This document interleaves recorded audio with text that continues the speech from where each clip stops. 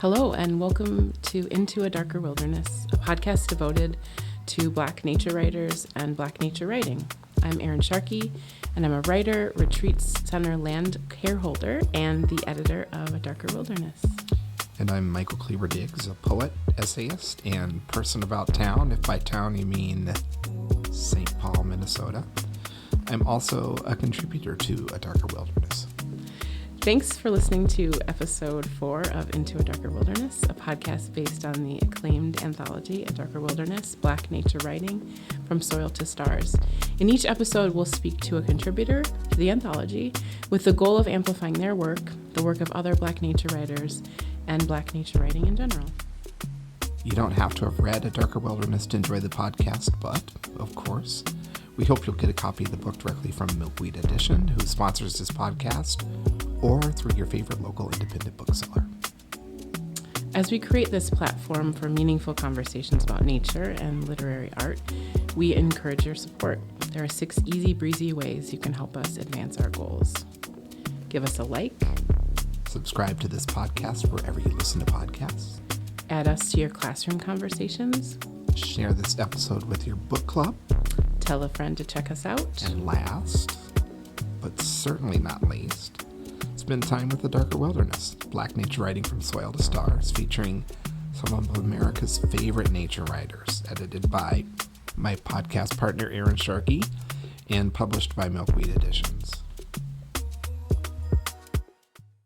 Welcome, Katie Robinson. We're so glad that you're here with us today, and I can't wait to get into all the topics we want to talk to you about. But at first, I'm wondering if you could read to us from your essay in the collection.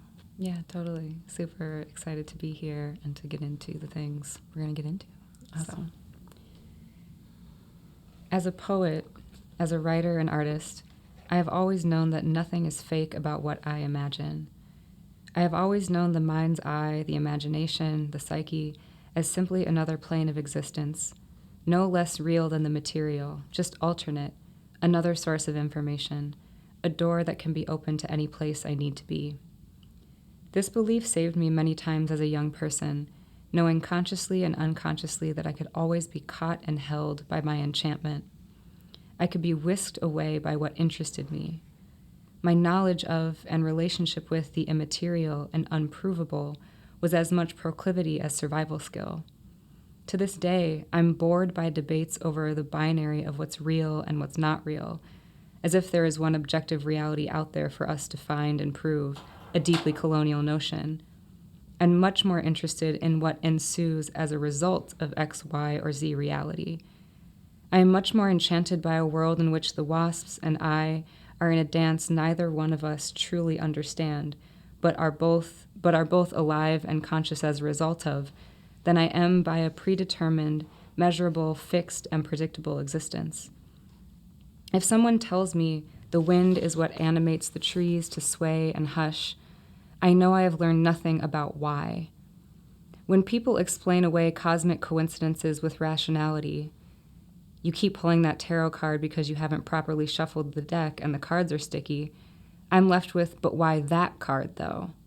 There's no reason to me not to include bad shuffling and sticky cards as a part of the cosmic design through which I was delivered the 10 of Swords every time I pulled for a year before I quit my job. And yet, seeking the depths and believing in the existence of all I imagine is itself a double-edged sword.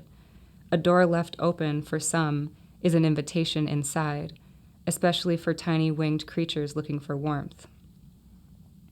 The central nightmare is this, and it stung me when I was tiny. I am in my bed, and my best friend is in the bed next to me. I am just slipping into sleep when I hear footsteps and see a figure in the corner of the room. I ask my best friend what she is doing up, but the figure says nothing. I hear it breathe. I look to the other bed, and it is freshly made, untouched. She was never there. The figure walks closer, reaches out a long, spindly finger, touches me between my eyes, and suddenly I can't see or move or breathe. I wake knowing, somehow, that this was no nightmare and that creature was not of Earth. This terrified me enough to give me sleeping issues for, well, the rest of my life. For years, I went to sleep in my own bed and woke up in my parents' bed or on their floor, clueless as to how I got there. My family tells me I used to walk around the whole house in my sleep, having entire conversations with people, once taking a shower without waking up. My sister, with whom I shared the top floor of our house, tells me that the nights I attempted my own bed, she often had to soothe me from night terrors, of which I had no memory. It terrified me just enough to fear anything alien-related for most of the rest of my life, and just enough to be perfect ammo for older siblings and cousins and parents to poke me with. This fear of aliens and my ability to withstand it, indeed, my ability to separate the imagined from the real, and to proceed to dismiss the imagined entirely, or at least place it in a neat and tidy box far away from bedtime, this ability not to be afraid became a test. I practice fear with bugs because they are just as real as my nightmare, just as much an encounter, and I am trying to work my way up. I want to see how scared I can be, how much I can tolerate, how big the plume of fear can get while maintaining the entanglement that governs us both, us all, me, the ET, my imagination, the wasps. Thanks, Katie. Yeah, thank you so much. I mean, among the things that you're spending time with in this essay is fear. Yeah. And your phobia. Erin, we were talking about it. Do you have any phobias? Oh, yeah. Yep. I have a lifelong fear of birds, and mostly dead birds. I'm very afraid of particularly little brown dead birds. And I've had nightmares about them since I slept in a crib. And have had an abnormally large number of encounters with birds, and dead birds in particular, way more than the average person does. I think they come close to me over the course of my life. You have one too, right, Michael? Well, yeah, I think I talked about it in episode 1. It's mud for me. Oh, yeah. Like I will go well out of my way to avoid mud. The sensation of stepping into it for me, I feel like I'm falling from a great height. And it feels pre-birth. It feels ancestral in some kind of way, maybe past life kind of something, but it's so primal and so profound. And also, like, you're so specific. And Katie, this is not like phobias have to be spectacular, but it's one of the things you're writing about is that your fear is wasps. That's one of them, one of the things that you spend time with. And at the beginning of the essay, you're in effect practicing presence with wasps, by the way, at a time of the year when they're angry. They're not chill. Like, if you're going to do it, like, do it. Can you talk about that a little bit? Yeah. I mean, I think there's I definitely remember the first time I got stung, and that kind of, it was like on my cheek, there was like an ice pack. My uncle was there, and it was like, I don't know, I just remember it very vividly. And then it's such an immediate, scary thing that you get to, it's if you want to work with fear, it's so available, And so I think it's less about the wasps and more about, this is something that I can just walk outside and I know that there could be pain here, but I'm going to just play with it a little bit. So I think it's more like the availability and not particularly the wasp itself. But yeah, I mean, it's also, I didn't write about this, but they started coming into the house a lot too. And so I would also I got curious. I'm like, why are they coming in here? Like, what's going on? Like, you're saying the birds are approaching you. I'm like, why are these wasps coming in here? So then I'm like playing with it inside. I'm like, okay, I'm going to go get this cup. I'm going to let it walk towards me. Just kind of that kind of dance with it.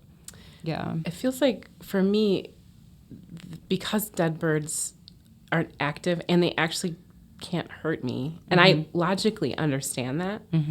I know they can't. They're tied to a very specific and very vivid dream of mine that it feels like, to me, I think it's about disease or something. Or for a while I was thinking, does it have to do with hollow bones and like the flattening, because often when you see a dead bird, all the air's been taken out of them. But I wonder if, because wasps have such a like, the connection with wasps has to do with their sting. Yeah. Which is a violence, which is a very painful, which is a consequence that I don't think about in terms of my fear. You know what I mean? There's a very real consequence of tangling with a wasp. You know what I mean? Anyway. Yeah, definitely the sting part of it. But then, like, I think the reason I chose to write about it in the essay was, you know, unless you have an allergy, you get stung and then you're okay. Like, that happens after every sting. And so definitely trying to use it, or, you know, talking about all the entanglement and whatnot, it's like I can be aware of this pain and know that I consist of other things as well. So yeah, I think that's like the invitation part, and then there's like this other thing that's happening too. Yeah. One other invitation that you offer in your essay has to do with what you're talking about in terms of the binary and the rejection of this is nature, this is not nature. I really think it does push the boundaries of the definition of nature into the supernatural. And I wanted it to end the collection. I put it at the end on purpose because I think it does give us that sort of landing place and that sort of moment to take off from the collection into bigger definitions. Can you talk a little bit more about this relationship you have with binaries, rejecting binaries? I mean, I think I could, you know, I'm mixed, my gender is whatever at any given moment. So there's kind of probably some like really deep psychological things happening there. But I think at least in this essay, in my graduate studies, I'm coming at it from like, or, you know, through this essay, I came at it from more of like an intellectual place, and then it found its way to where it lands in the essay, just specifically around the binary between what's natural and what is not has perpetuated so much violence. I would say like is probably one of those core things that enables violence at the levels that we're seeing it right now. So that was kind of my way into it. But I think, you know, chicken or egg, was I interested in this before, or did it come after? Did I find my way there? You know, time isn't linear or anything. Yeah. And one of the things I feel like you're exploring in the essay is how we're taught to do, in effect, a kind of compartmentalization. There's you. Separately, there's the wasp. Separately from that, there's the prospect of the extraterrestrial or the alien. For us, this also has a menacing association, tapping in this very specific place, paralysis and blindness and all the things that kind of result from that. I love that this anthology that has a subtitle, Black Nature Writing from Soil to Stars, and that this is the last essay in the collection, and we end with this very expansive notion of what nature is. As I read your essay, I think about human nature. I think about tearing down all the distinctions that we tend to make. One of the things that I think we've been wrestling with the whole time is, can we maintain an idea of nature writing and tear apart what we commonly associate with nature? Because as soon as you deem a particular thing to be nature, you are by that very nature heading into nature, heading into binaries and structures and borders and all these things that are against that oneness that you're exploring. Right. Yeah, I think that was definitely another way into this essay for me. Was it very much was like human nature can be nature writing too. Another way of saying that, like, the psyche is a natural place, like the very like interior things that we experience, you know, specifically thinking about mental health and different diagnoses are, you know, that line in psychology is drawn by like, we're pathologizing this, you know, this is a healthy person, this is not a healthy person. And so kind of like my roots of, you know, Jungian psychology, for example, are kind of trying to turn that on its head by being like, what we experience inside of ourselves is also natural, even though we're given this message all the time of like, why are you having that dream? Why are you having these night terrors? Why are you thinking X, Y, Z? Who are you talking to? Which is kind of, David Butler comes in there.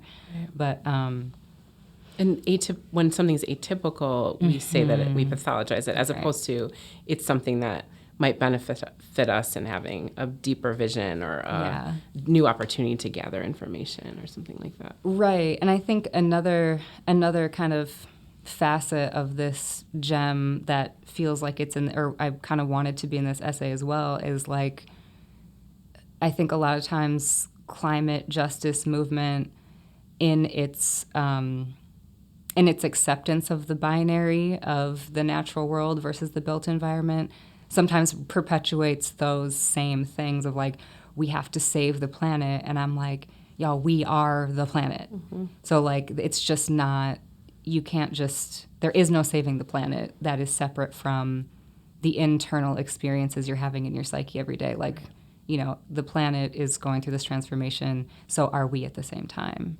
Yeah, it was important to me in the introduction to the collection to talk about the ways nature writing came out of this phenomenon that's also tied to colonial exercise and the expansion of industrialization. And it's important for us to, I think, unpack why we have nature writing and what was its job before, and can it do a different job? What is the job we need it to do now,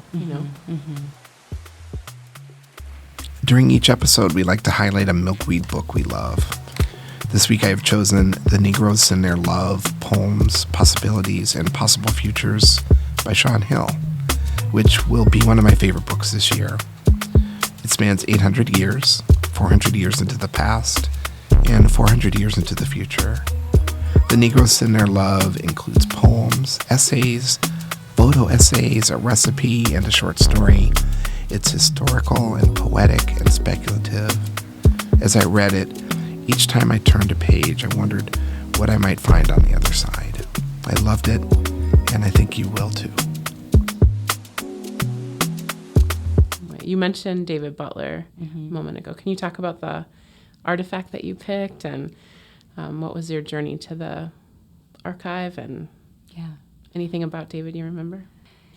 I knew I wanted to find a piece of art, so then I just kind of found myself on different archives looking at I don't know, I found my way to the Smithsonian. I don't remember how.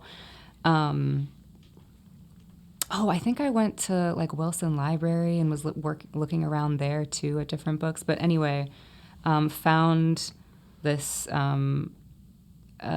archive anthology of folk art, Black folk art, flipping through there, and just came across this mermaid and a bunch of other of his works too. And I was just like, whoa, like this, I mean, I don't know. And I feel like my relationship with it has changed. But initially I had different pieces of his just kind of up on my laptop while I was doing other things, just like it was just there in the background. I'm like, who wants to work with me? Like which piece is coming forward? And then this one just really stuck out. I'm just going to look at it right now as I'm thinking about it. But yeah, I just really identify with it, to be honest. I'm like, this little thing is like, I feel like totally comfortable in like a vast sea or in space and just like ready to explore, and is like really ancient. But then there's also something about it that looks really futuristic to me at the same time. So it feels, I don't know, it just felt like it wanted to be with me and work together. And then I started reading about David Butler and how he had this, work-related brain injury that kind of opened up the door, similar to Harriet Tubman had a head injury and then was kind of conversing with other beings, divine beings. Mm-hmm. And I was like, oh, well, of course, LOL. That's what I wanted to write about the whole time. And here we are. Yes. Mm-hmm. Yeah. I was fascinated reading about the way that he would make masks, spirit shields after his wife died in the 60s. And interesting that he would pick this mode that would be like kinetic art that's moving. And, it seems like he made his work in relationship to his family and wanting to capture these things that would move with the wind or to move with a bicycle or whatever. And I love that it's a creature with no specific home. Yes. And how well that ties with the essay again. I also love that your relationship to it has changed. Totally. Can you speak to that a little bit? Those early moments, I was like, wow, that's a cool thing that knows things I don't know. I feel like I know a little bit more about what this creature knows now, and just like, yeah, consuming a lot of different kinds of media, you know, channels, people who are like channeling different entities and deities, and just consuming a lot more of that. I'm like, oh no, I probably am this creature on a different plane. That's probably an aspect of me. So I feel like a little more comfortable being the weirdo and being like, oh, we're linked in some way. I know you, you know me. That's why we're together in this book, you know? Yeah. Yeah. So often I'm drawn to things, and I can be so willing just to be content with that fascination that I don't examine what it is that sources it. And there's some passage of time. Maybe I've changed. I want to hope that I've become more enlightened, but there's almost for me a specific moment where I'm doing something wildly unrelated, and then all of a sudden I'm like, how did I not see before that this is so compelling to me, because it resonates or helps me make meaning of some specific thing. It's so funny. Even as I was reading that passage, I'm consuming a lot of extraterrestrial content right now. And I was reading that passage, and I was like, oh yeah, my family definitely heard me having whole conversations walking around the house. Who was I talking to? Who was I actually talking to, though, like low key? I could have been talking to all kinds of people. So I think that just dawned on me in that moment, you know. Yeah. I love having conversations with Katie. Honestly, it's in a little aside, but I just think if I want to have a conversation about Bigfoot, if I want to have a conversation about like ancient architecture and its connection to us, anyway, every time. I think there's like something about our friendship, something about the magnet of me to you that is about permission to just be like, what about this? Isn't this wild? I just feel like that we go there every time we have a conversation. Totally. Let's talk about the way that you think about, well, you were talking just a moment ago about the way that you're in alien material at the moment. You want to talk about the Akashic Record or anything like that in terms of what sort of things are fascinating to you? And I wonder what that has to do with your work in your PhD. Yeah. This program I started in 2018, depth psychology with a focus in community liberation, eco and indigenous psychologies. Kind of like one of the number one first kind of foundational things that was hammered in was like what we consider knowledge, what the West considers knowledge is just very damn limited. So, you know, how we write books, how we gather that knowledge, what we call research, what we call written language, even what we call memory is very limited. So, you know, kind of coinciding with that, you know, the thing I tell in the essay about my friend Leah, like once I kind of learned that you can like open the aperture of what you consider real or meaning, your whole world can just change. So like, you know, what I describe in the essay of, you know, why have I always been thinking about ETs my whole life? I wasn't going to get that question answered if I didn't open to this idea that there is this thing called the Akashic Records, that there are other planes of consciousness where you can access different kinds of knowledge. We actually do it all the time, especially artists. So I think that was like a major aha moment for me. And I think definitely like somatics and the knowledge that the body holds fits into that. The knowledge and stories that the land holds fits into that. Liz Gilbert tells that story about the poet, and the poem's like chasing her over the field and like hits her, you know, like what other ways do ideas and knowledge come to us? Well, you can learn a lot more if you just decide that you don't only have to look in encyclopedias, you know? Right. The opportunity that exists there, that we can tap into a bigger consciousness is such a liberating thing as a thinker, as an artist. And it's why, like, in recent years, I've been using the Oracle to work with writers to tap into new places. Because as a primarily nonfiction writer, your memories get really hard and really encrusted with the ways you've told this story over and over again. Right. And especially the ones that you want to write about, you've thought about them the same way for many, many years often. And so in order to crack open new access points to memory or to that particular memory, sometimes you need that element of chance.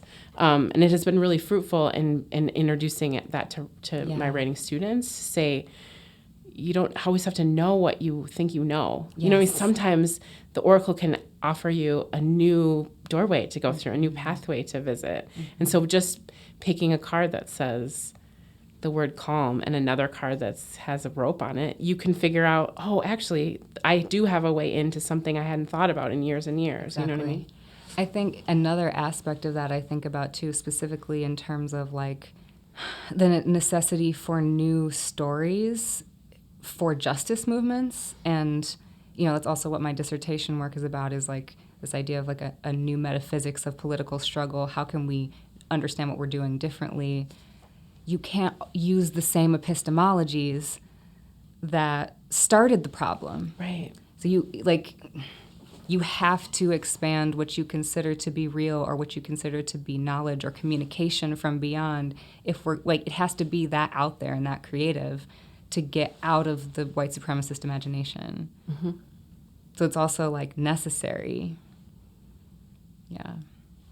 Katie, one of the things I was thinking about as I spent time with you on state when the book came out and as I revisited it this time is how it's a deeply personal essay. Like, it begins in a very personal place. And we get, as you are traveling through the essay, insight into moments in your life as an adult, as a child, and otherwise. And as the conversation proceeds, you begin to kind of consult some of the thinkers and intellectuals who are coming forward in a way that feels like it's connected to your PhD studies. And for me, this kind of naturally invites, the question about how you're working as a creative writer. We might feel tempted also to think about academic writing, or certainly how what I imagine is constant access to academic writing influences the way that you're writing, for sure the way that you're thinking, in the same way that a nature walk would influence how you think about things. You just spoke on that. But I wondered about how your voice as a writer is informed by, as a creative writer, honestly, how it's been informed by this academic work that you're doing. I mean, I'm tempted to be like, I haven't written a poem in so long. I've just been doing academic writing. It's a major threat. I want you to know, I picked you for this collection because your poems are haunting. Very deliberate, but also brave, you know? So anyway, you can say that you're not a poet, but I'll eye roll all over the place over here. Thank you. You're Appreciate. And I that think microphone will pick it up. Exactly. Eye roll. I roll. Yeah, so I think I feel that, and it doesn't feel like any writing I'm doing feels, if I'm doing it from a place of like I'm motivated, it's always coming from somewhere. So I think on like my experience of it, and I think I kind of speak to this in the essay too, is like, in some ways there's no difference for me. It all just feels like tools and furniture and like just like a curation of like idea. Like if the idea comes through in a poetic way versus in an academic way, it doesn't like matter. I don't know. Sometimes I feel like the writing is a byproduct and what's coming forth is actually something else that I don't know what it is or can't really describe. The creative writing influences the academic writing in that way and vice versa. I think I can say more about that, but yeah. I love the idea that the writing is a product of an activity that is maybe, it just makes me vibrate in a particular way. It makes me think like that, yeah, it's not about it divorces it from this sort of consumer motivation around creating a product that would go into a publication that people will buy or whatever and validate my thinking. But maybe there is like, it's really more about the cathartic exercise. It's so funny because, like, obviously I consider y'all to be like kind of masters of craft. I consider like my wife to be like, oh my God, studying what makes a poem go. And I just so am not like that, like at all. I'm very much just like, well, that just came through. All right, what am I doing now? And I'm like, cool, if that was a cool poem, bet. But like, there's another alchemy happening that doesn't have to do with me. It's like the earth doing a thing that happens to be through words because that's what's available right now, you know? Or it could be a drawing, it could be a painting, it could be a paper. That's just not the point. And so it's like there is a distinction for me. Yeah. Well, and this kind of just gets back to what you've been kind of sharing the entire time. And at the heart of the PhD work that you're doing is this recognition that Western orientations are terribly limited. Oh, yeah. And to the extent that things are organic, that they arise from within, sure, perhaps are shaped by traditions and approaches and wisdom that we gather with respect to how poems can thrive or get published or whatever else it is that we want to say. All right, fine. I'm fond of arguing that 90% of the work of the writer is off the page. And I think, and I've said that and felt that way for years. And the only thing that's changed is I actually think it might be 98.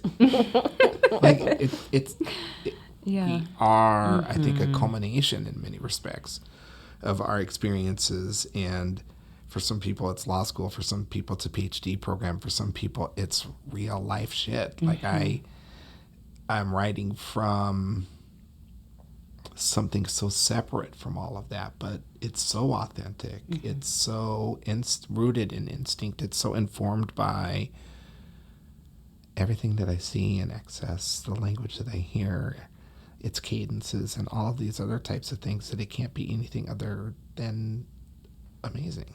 Totally. I feel moved to share this like kind of image / philosophy / I don't know, that came through this person I was just on a call with. Okay, his name is Dr. Neil Thies. Can I like tell this little perspective real quick? Okay, so he is a liver pathologist and a Buddhist and like studies quantum things. He's a very cool guy. But he basically talks about scale. And he says, you know, like everything is made up of atoms. If you're looking at a certain like very, very, very close scale, everything is atoms. So like you can't distinguish the jacket I'm wearing from my body, from the chair, from the table, from the building, from like it's all just a bunch of atoms self-organized in these ways. But no one really knows why there's like boundaries necessarily. And so he's like, at that scale, we're all basically one, you know.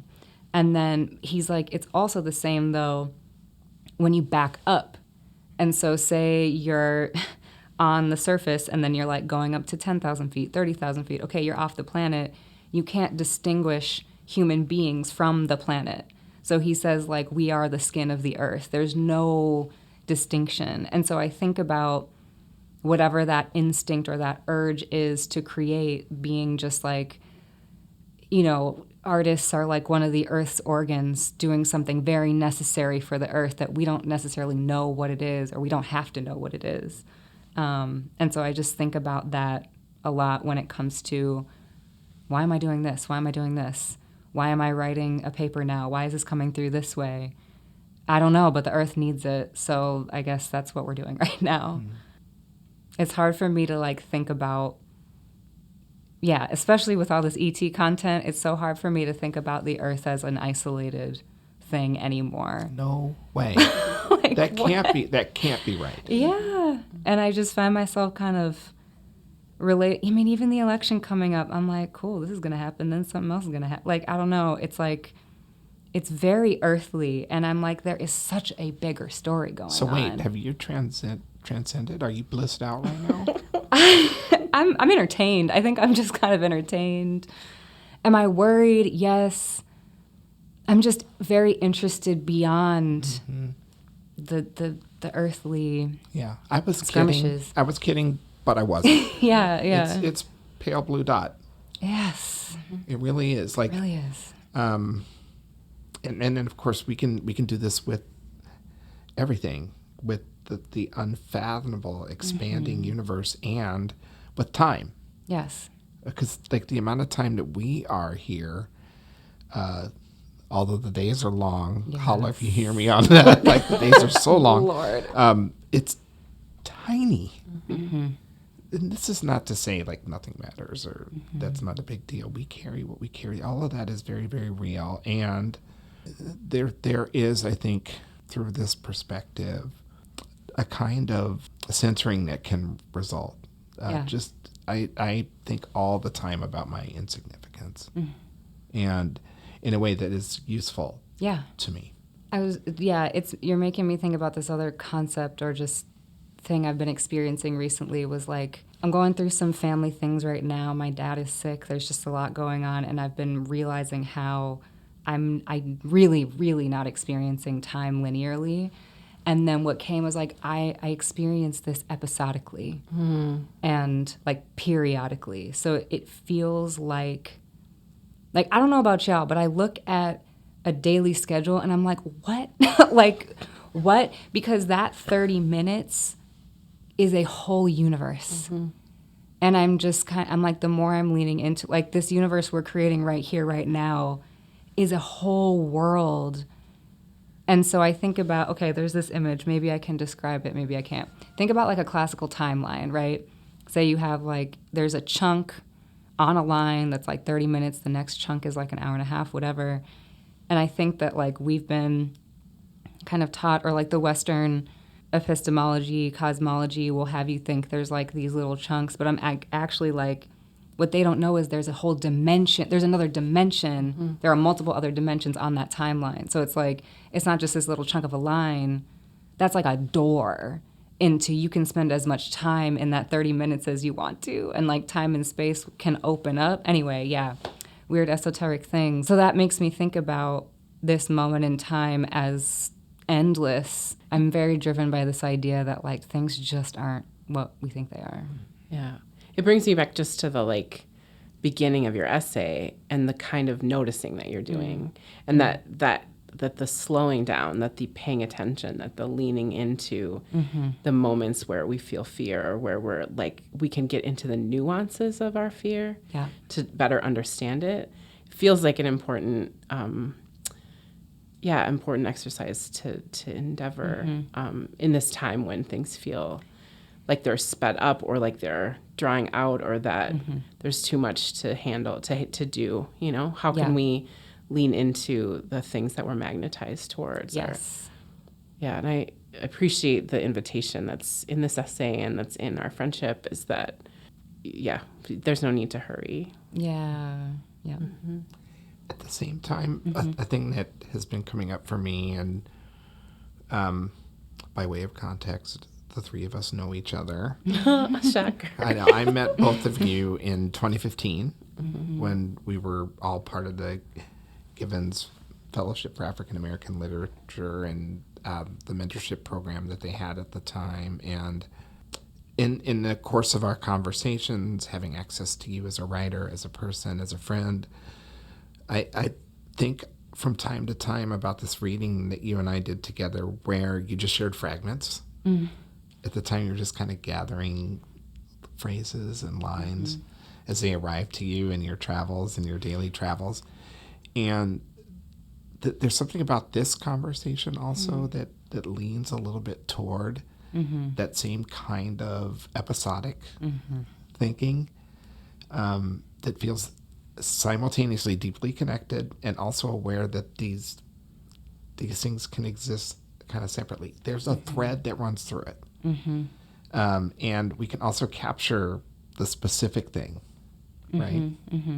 It's funny you said, yeah, I totally feel what you're saying. That also feels like a great gift. That feels like a little knowledge that you're giving me that I'm like, oh yeah, that is how I, like, you know what I mean? And that, I mean, even in the process of writing this, Erin, I'm like, I have a million different ideas. I don't know how they fit together. And then you were just like, you know, just put them together. And like, you don't have to do all the work for the reader. Oh, okay. So that was like some major permission. I mean, I think this kind of comes back full circle too in terms of like non-binariness in all of its ways is also, you know, multiplicity, like not the one, not the two, not the three, but like the many. Learning to be at peace with that and not be frightened of it myself and know that a reader might not be frightened of it either. Mm-hmm. Yeah. Also, it's not our job to know. Period. Hello. And Okay. fear isn't the worst thing, right? Like if people are frightened, they can choose to lean in to understand better or to like test out what that's about, or they can run, and that's their choice. Yo, one of these ET channels that I love, his name is Bashar. That's the ET. The channel is Daryl Anka. One of the things that he was talking about recently is just like, your audience is literally none of your business. None of your business. Just like straight up, people can run, they can do whatever, like you're saying, and like that is so not the point of making anything. Like it's simply not your business how people receive your work. Yeah. I sent a poem to my mother-in-law once, and she wrote back, I do not like this poem. And I was so delighted by that. Yeah, totally. I was grateful to hear that. I thought it was kind of funny, but also, right, I don't really have as much to do with that as I might think I do. Exactly. I have kind of either a full circle question or a weird tangent. We don't have to define that either. We love them both. Bring it on. Are you a nature person? Are you outdoorsy? Are you like, what's up? You might see a wasp out there, but do you like to get out in nature? What does that look like? I go for like a long walk or a run almost every day, either with the dog or by myself. It's always good for me. It always makes me feel better. I have a deep relationship with all the little trees on my little runs on the path. I try to know, I'm like, okay, there's like a juniper little patch over here.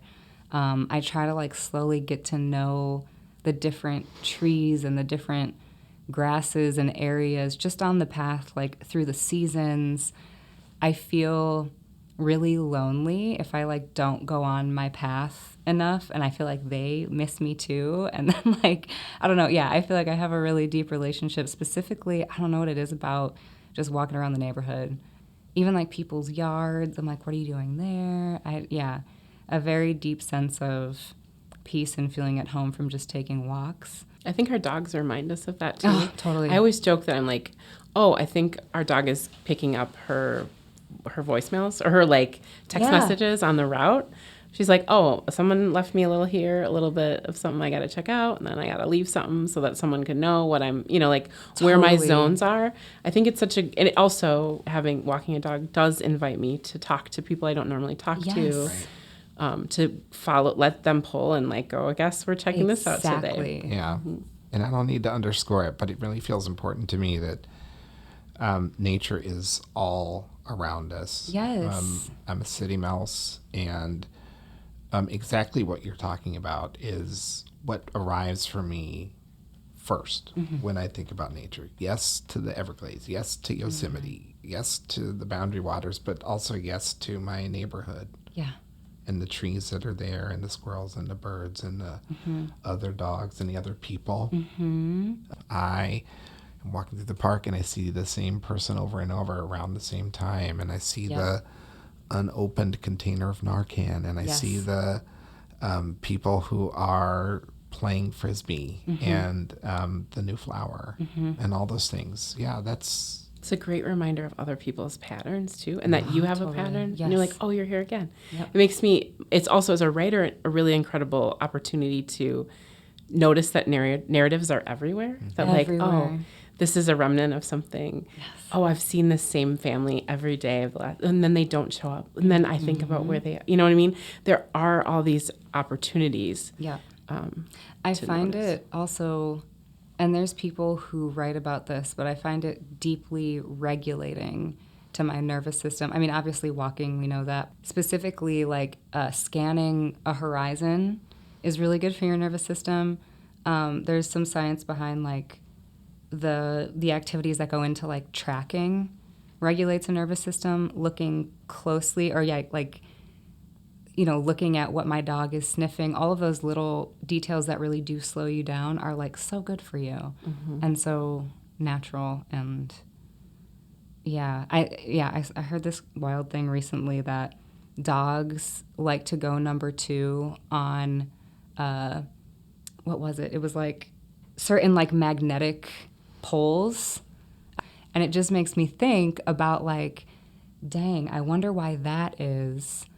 And then how much I can learn from just noticing, like, where are those magnetic poles? And maybe that would be good because, I don't know, the birds are going that way too. Like, just the interconnectedness of it all. If you woke up today and you thought, I need a new hat, I have an idea for you. If you visit intoadarkerwilderness.com, you'll see we have a merch store. And in that store, you could get a tote bag, you could get a really cute hat, you could even become a member and get some exclusive gear. There's a water bottle in there, a journal so you can get your writing on. Go for it. So we ask our guests, and I think I told you this before, but if I didn't, you're on the spot. Do you have a life prompt or a writing or thinking or being prompt that you might want to share with our listeners? Something that they might take on as a challenge? I think I would ask people to meditate on what it feels like to be the skin of the earth, the divisiveness of this moment, thinking about boundaries and borders generally, knowing that we are nothing without the earth, like the earth is us. I wonder if people could just sit with that, see what it feels like, see what it evokes, see if you can feel yourself as just a part of a much larger, more complex organism. I wonder if, to close us out, you would honor us by reading the last section of your essay, Here's How I Let Them Get Close. Sure. The same summer I met wasps, I met grasshoppers. Well, one grasshopper in particular. When I took my dog out for our first walk in northeast Minneapolis, I noticed differences. There was more quote-unquote nature here. Red and white pines towered and dropped their needles right in people's yards. The boulevards were wider, the blocks were longer. Everything was just more spread out. Just enough that I could feel that this used to be the edge of town. And in all that edge and ecotone, bugs flourished in a diversity different than in Whittier, closer to downtown. I don't remember seeing one grasshopper in the 5 years we lived there, or even in the 2 years I spent right off Bede-Makaska, the lake south to the south and west. It was July when we moved, and the hottest day of the year. Even in air you can swim through, I like my morning cup of coffee hot, and I like to sit out on my stoop and greet the day. Our first morning in the new place, I sat on our stoop and was surprised by the explosive athleticism of a grasshopper that burst its way in and out of the tangled daylilies that line our sidewalk. I watched it for a few minutes until it landed on the concrete in a slice of sunlight, turned its long body, one tiny insect leg at a time, towards the warmth, and exhaled. Well, seemed to exhale. It was directly in front of me. I was a little scared at first, seeing just how big it was, surely longer than my index finger, but I was drawn quiet by our shared affinity for the moment, for the morning stillness. We were in tune enough for me to notice one of its antennae was shorter than the other, and my admiration grew, knowing that even this tiny beast hadn't avoided injury and still hopped in sunlight. As we settled into our new home, and I spent many mornings drinking my coffee on our stoop, this grasshopper came back again and again, for the whole rest of the summer. We never made physical contact, but on more than one occasion, it sat right next to me in the same slice of sunlight I was in and looked out from where I was looking. I say this to say, I also practice love with bugs. I give them loving, kind eyes and try to communicate my admiration and wonder. I try to be in my curiosity and fascination around them, in my deepest trust for the universe, and in my reverence for all life, trying to learn from them in the way only relationship can teach, trying to learn that fear might be a lesson of love.